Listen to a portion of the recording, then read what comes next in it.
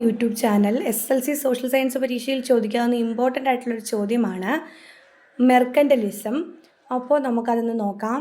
ഇവിടെ ചെറിയൊരു കട്ടിങ്ങിലൂടെയാണ് ഈ ഒരു പോർഷൻ ടെക്സ്റ്റ് ബുക്കിൽ കൊടുത്തിരിക്കുന്നത്. സ്റ്റാർട്ടിങ് തൊട്ട് നമുക്ക് വായിച്ചു പോകാം. അപ്പോൾ ഒരു ഐഡിയ നമുക്ക് കിട്ടും. മെർക്കൻ്റലിസം 1499 ഇന്ത്യയിൽ നിന്ന് മടങ്ങിയെത്തിയ വാസ്കോഡ ഗാമയ്ക്ക് മാനുവൽ രാജാവും രാജ്യസഭയും മികച്ച സ്വീകരണം നൽകുന്ന വേളയിൽ രാജ്യസഭയിലെ ഒരു അംഗമായ വിമിയോസോ പ്രഭു വാസ്കോഡ ഗാമയോട് ചോദിച്ചു, ഇന്ത്യയിൽ നിന്ന് നമുക്ക് എന്തൊക്കെ ചരക്കുകൾ ലഭിക്കും? പകരം ഇന്ത്യക്കാർക്ക് എന്താണ് വേണ്ടത്? കുരുമുളക്, കറുവപ്പട്ട, ഇഞ്ചി, കുന്തിരിക്കം, കസ്തൂരി എന്നിവ ഇന്ത്യയിൽ നിന്ന് ലഭിക്കുമെന്നും സ്വർണം, വെള്ളി, വെൽവെറ്റ്, സ്കാർലറ്റ് തുണി എന്നിവയാണ് പകരം ഇന്ത്യക്കാർക്ക് വേണ്ടതെന്നും വാസ്കോഡ ഗാമ മറുപടി പറഞ്ഞു. തുടർന്ന് പ്രഭു ഇങ്ങനെ പ്രതികരിച്ചു, അങ്ങനെയെങ്കിൽ അവർ നമ്മളെയാണ് കണ്ടുപിടിച്ചതെന്ന് എനിക്ക് തോന്നുന്നു. അപ്പം ഇതിൽ നിന്ന് നമുക്ക് എന്തോ മനസ്സിലാവുന്നുണ്ട്? സ്വർണവും വെള്ളിയുമാണ് അവർ പ്രാധാന്യം കൊടുത്ത അസറ്റ് എന്ന് പറയുന്നത്, സമ്പത്ത് എന്ന് പറയുന്നത്. അക്കാലത്ത് യൂറോപ്യൻ രാജ്യങ്ങളുടെ സാമ്പത്തിക നയം സ്വർണവും വെള്ളിയും നേടുക എന്നതായിരുന്നു. സ്വർണവും വെള്ളിയും ഇന്ത്യക്കാർക്ക് നൽകേണ്ടി വരുമെന്ന് വാസ്കോഡ ഗാമയിൽ നിന്ന് അറിഞ്ഞപ്പോഴാണ് പ്രഭു അത്തരത്തിൽ പ്രതികരിച്ചത്.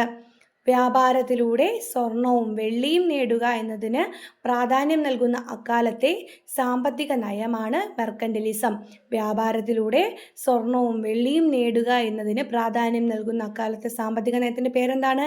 മെർക്കൻ്റലിസം. ഈ നയപ്രകാരം ഒരു രാജ്യത്തിൻ്റെ കൈവശമുള്ള സ്വർണത്തിൻ്റെയും വെള്ളിയുടെയും ശേഖരമാണ് ആ രാജ്യത്തെ സമ്പത്തിനെ നിർണ്ണയിക്കുന്നത്. ഈ നയം പിന്തുടർന്ന രാജ്യങ്ങൾ സ്വർണത്തിൻ്റെയും വെള്ളിയുടെയും രൂപത്തിൽ സമ്പത്ത് ശേഖരിക്കാൻ ഉത്സാഹിച്ചു. തങ്ങളുടെ രാജ്യത്തേക്കുള്ള ഇറക്കുമതി കുറയ്ക്കുകയും കയറ്റുമതി വർദ്ധിപ്പിക്കുകയും ചെയ്തുകൊണ്ട് തങ്ങളുടെ കൈവശമുള്ള സമ്പത്ത് സ്വർണവും വെള്ളിയും നഷ്ടപ്പെടാതെ സൂക്ഷിക്കാനും മറ്റ് രാജ്യങ്ങളിൽ നിന്ന് നിരവധി സമ്പത്ത് ആർജിക്കുവാനും കഴിയുമെന്നതാണ് മെർക്കൻ്റലിസ്റ്റ് നയത്തിൻ്റെ സവിശേഷത. ഇപ്പോൾ സവിശേഷത എന്താ നമ്മൾ നോക്കേണ്ടത്? ഈ നയപ്രകാരം ഒരു രാജ്യത്തിൻ്റെ കൈവശമുള്ള സ്വർണത്തിൻ്റെയും വെള്ളിയുടെയും ശേഖരം ആണ് ആ രാജ്യത്തിൻ്റെ സമ്പത്തിനെ നിർണ്ണയിക്കുന്നത്.